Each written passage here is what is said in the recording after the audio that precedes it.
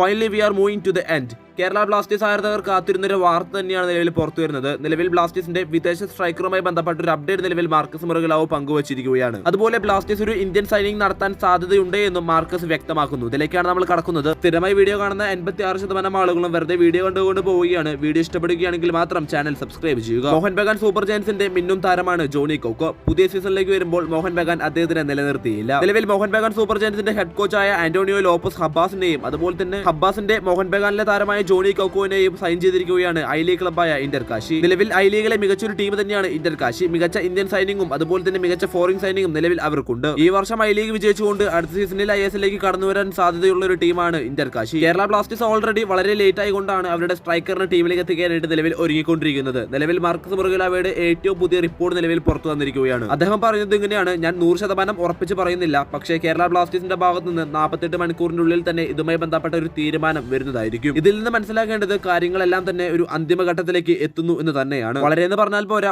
വളരെ മികച്ച സ്ട്രൈക്കറിനെ ടീമിലേക്ക് എത്തിക്കാൻ ബ്ലാസ്റ്റേഴ്സ് ശ്രമിക്കുന്നത് കൊണ്ടാണ് ഇത്രയും ലേറ്റ് ആകുന്നത്. ഇത് ഞാൻ കൈന്നിട്ട ഡയലോഗൊന്നും അല്ല, മാർക്കസ് മുറഗലാവോ ആ ട്വീറ്റിൽ പറഞ്ഞ കാര്യം തന്നെയാണ്. അതുപോലെ ബ്ലാസ്റ്റേഴ്സിന്റെ ഒരു ഇന്ത്യൻ സൈനിങ്ങുമായി ബന്ധപ്പെട്ട അപ്ഡേറ്റ് മാർക്കസ് ഇതിൽ വ്യക്തമാക്കിയിട്ടുണ്ടായിരുന്നു. അദ്ദേഹം പറഞ്ഞത് ഇങ്ങനെയാണ്: കേരള ബ്ലാസ്റ്റേഴ്സിന്റെ ഭാഗത്ത് നിന്ന് ഒരു ഇന്ത്യൻ സൈനിങ് വരികയാണെങ്കിൽ അത്ഭുതപ്പെടേണ്ട കാര്യമൊന്നുമില്ല, കൂടുതൽ എക്സൈറ്റഡ് ആവേണ്ടതുമില്ല. കാരണം ഈ സൈനിങ് നടക്കാനും നടക്കാതിരിക്കാനും സാധ്യതയുണ്ടെന്നാണ് മാർക്കസ് വ്യക്തമാക്കിയത്. വീഡിയോ സാധിക്കുന്നു. കൂടുതൽ ഫുട്ബോൾ വാർത്തകൾ കേട്ട് ചാനൽ ഇപ്പോൾ തന്നെ സബ്സ്ക്രൈബ് ചെയ്യുക. നന്ദി.